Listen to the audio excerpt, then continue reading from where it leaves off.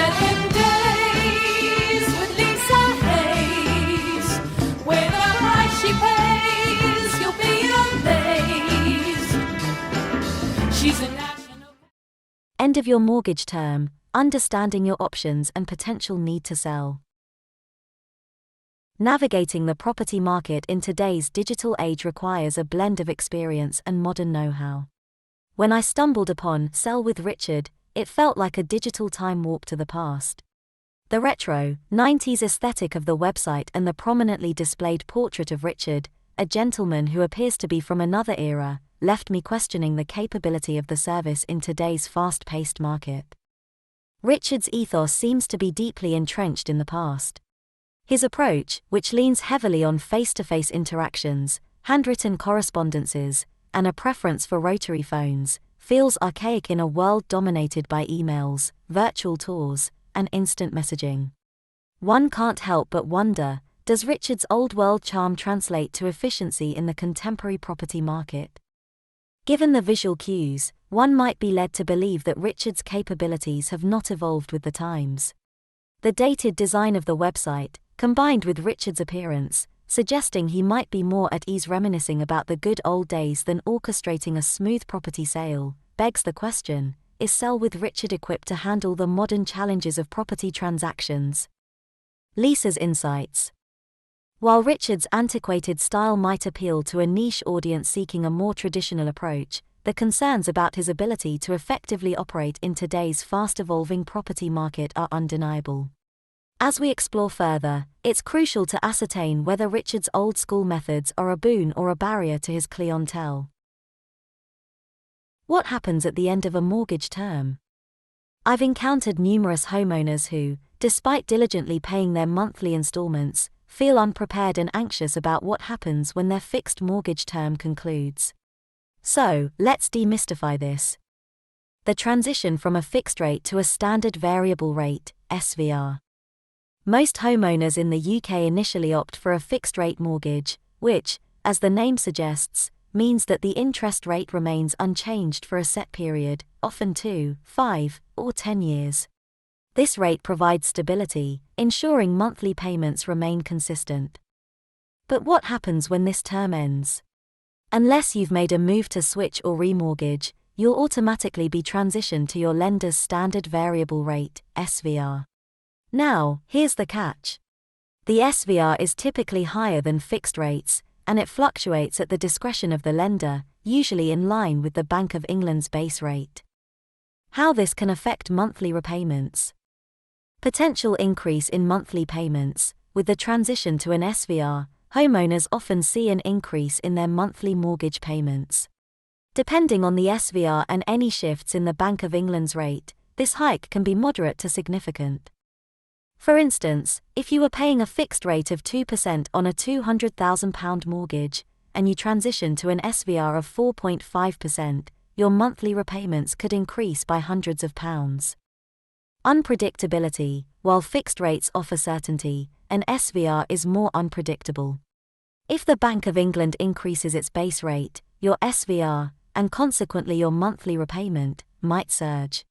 Conversely, if the rate drops, you might find your monthly payment decreasing. Lisa's tip: don't be caught off guard. As your fixed term nears its conclusion, start planning. Whether it's budgeting for potentially higher payments, considering a remortgage, or switching to a new fixed-rate deal, be proactive. Engaging with a mortgage advisor can also provide invaluable insights tailored to your situation. To sell or not to sell? I remember a conversation with a dear friend, Patricia, over a cup of Earl Grey one chilly evening. She was in the throes of deciding whether to sell her home, as her mortgage term was approaching its end. "Lisa," she began, "I've nurtured memories in this house, my children grew up here. But now, with the mortgage situation, I'm torn." The emotional and financial quandary that homeowners like Patricia face is complex, and one that many encounter at some point in their lives.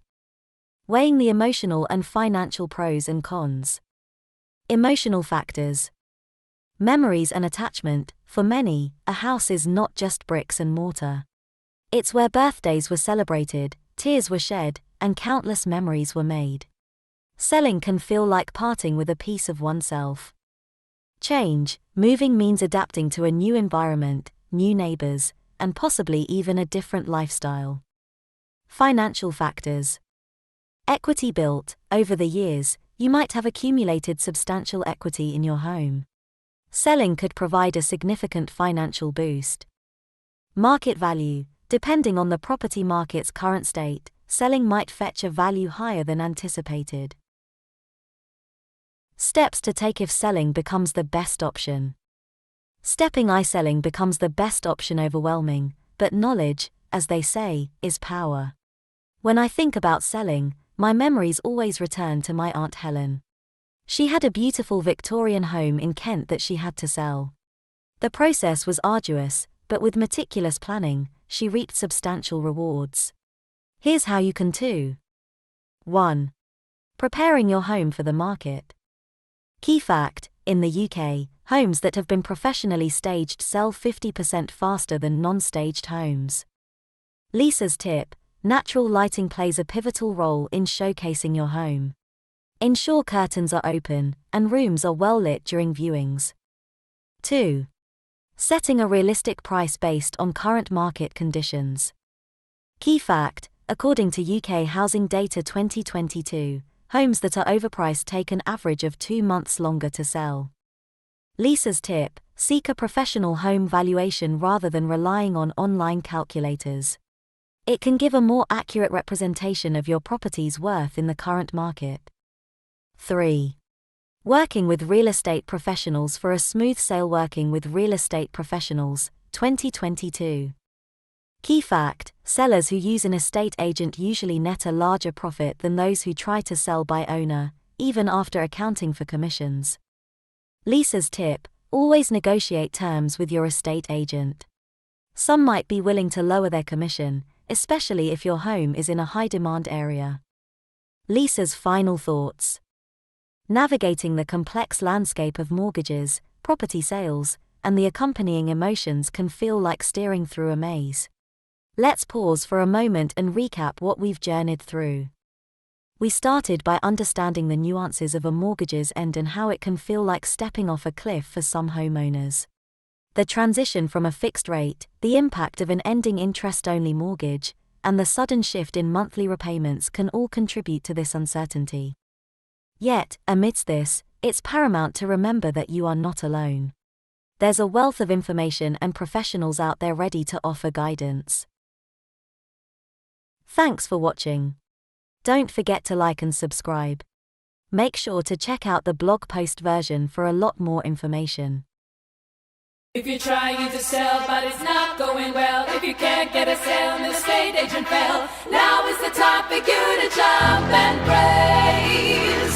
7 days with Lisa Hayes, where the price she pays, you'll be amazed. She's a national cash buyer, and she'll pay you much higher today.